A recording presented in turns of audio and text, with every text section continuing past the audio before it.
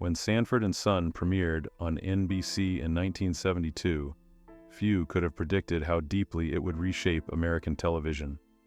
What began as a risky adaptation of a British sitcom became a cultural milestone, introducing audiences to a black father and son duo whose humor felt raw, honest, and deeply human.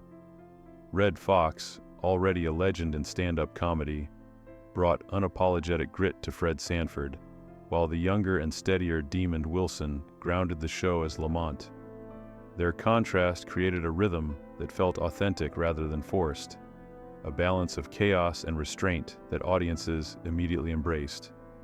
Millions tuned in weekly, not just for the jokes, but for the emotional familiarity of a complicated family relationship. Together, they didn't simply star in a hit sitcom. They broke barriers, proving that black-led shows could dominate ratings while reflecting real social dynamics, with humor and heart. Early respect and a mentor-like bond.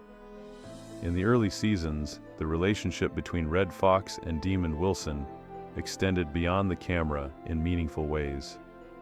Foxx, despite his reputation for edgy humor, reportedly took Wilson under his wing, recognizing his talent and potential.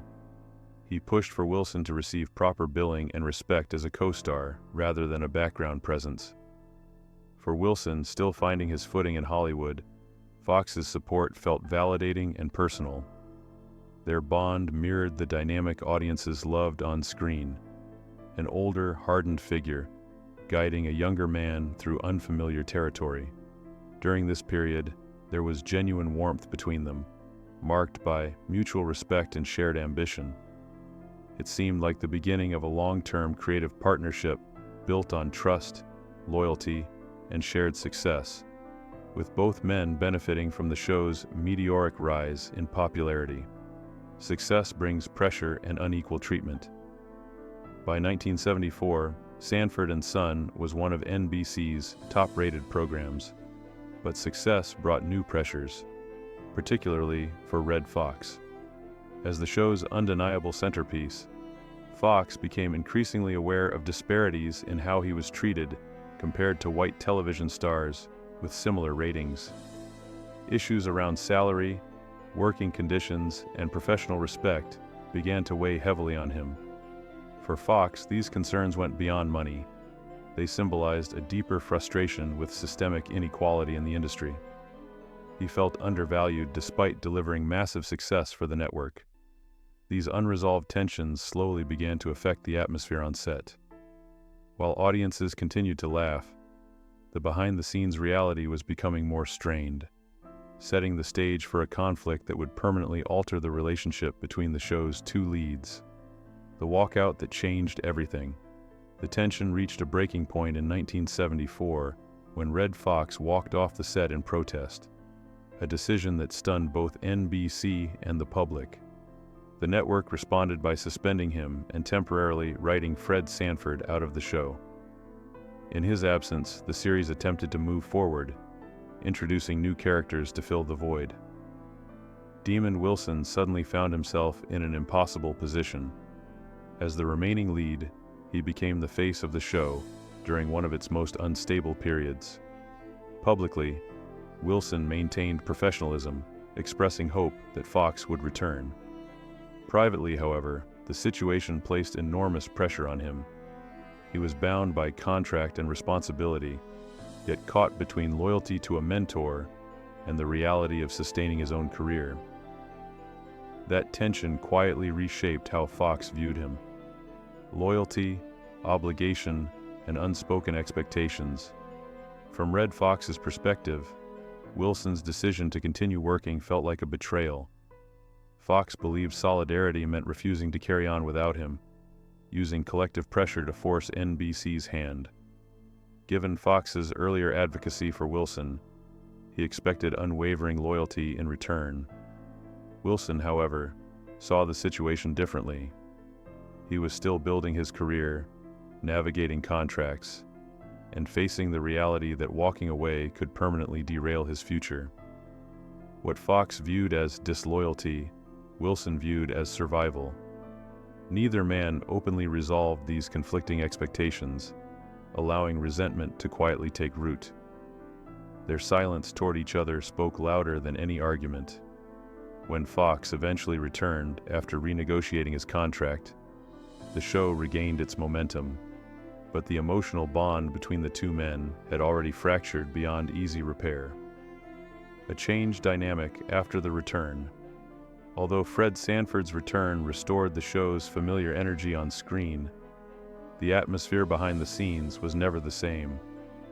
Foxx now enjoyed significantly higher pay and greater creative control, while Wilson remained under his original contract, earning far less despite being integral to the show's success.